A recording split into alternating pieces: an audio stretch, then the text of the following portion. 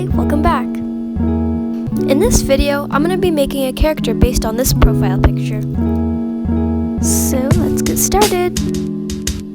With my pencil and eraser, I begin concept sketching. Of course, I do this on the other side of my last drawing because I don't want to waste paper. I hadn't drawn in ages, so I would definitely need some warming up to get back in the zone. This helped me get a feel for the character and decide which direction I wanted it to go in. Though, so far I wasn't having many good ideas, just a bunch of dead ends. The logo had a lot of drips, so I really wanted to incorporate that somehow in the drawing. I also needed to design a character that would work nice with the color scheme. I was really struggling this day, so I decided I would just get into the sketching phase. This is the perfect example of artist block. I was erasing over and over. I kept going over random pencil lines. It's painful to even look back at. However, I started to get somewhere when I decided to do just the head.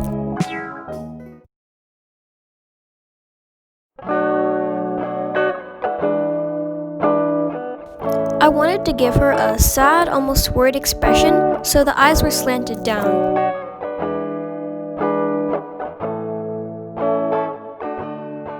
But I did have to adjust the eyes until I was actually happy with them.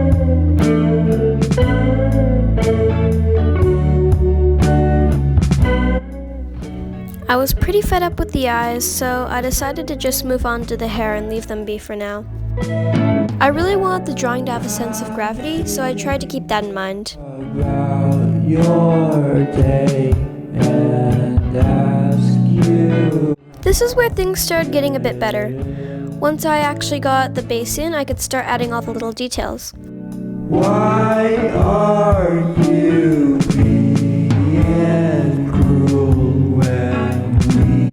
Time to start lining and erasing. Now there were some parts of the drawing that I wanted unlined, such as the drips so they look transparent. I only lined some parts of it, and I also wanted to be really careful because I really liked the sketch. I partially erased some lines with a kneaded eraser just so they were lighter.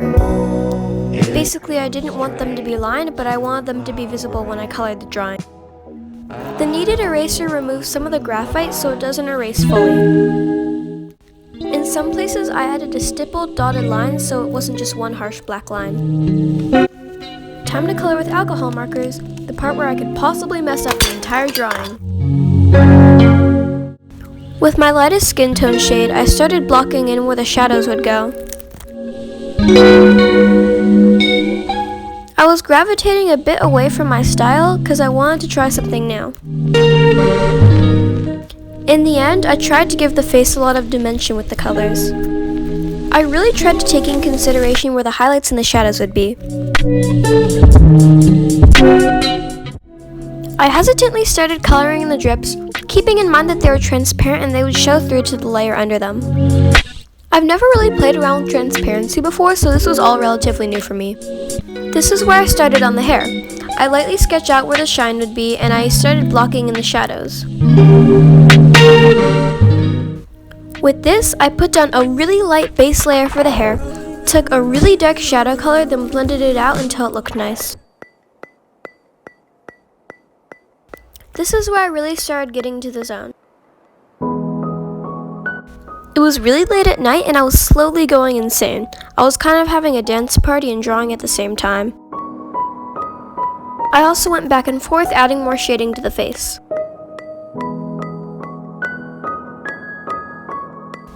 I felt like I was hitting a dead end, so I went in with my gel pens to pick out some of the highlights and fix up some things.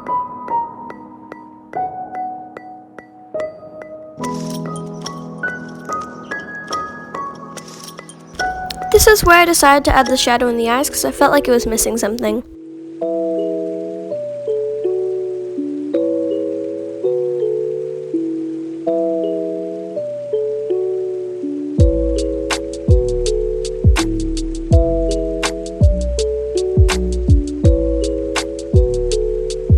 I think that's as far as I'll go with the coloring, so I decided to make a circle background.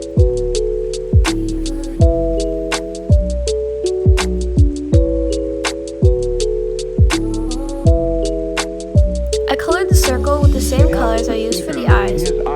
it got to the center. He described by creating an imaginary picture. The picture did have a lot of drips on it, so I added a few more in the background just for safe measure.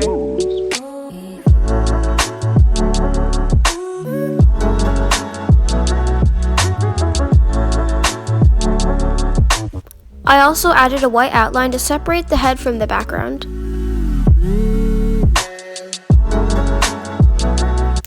Lastly, to add the date and my signature.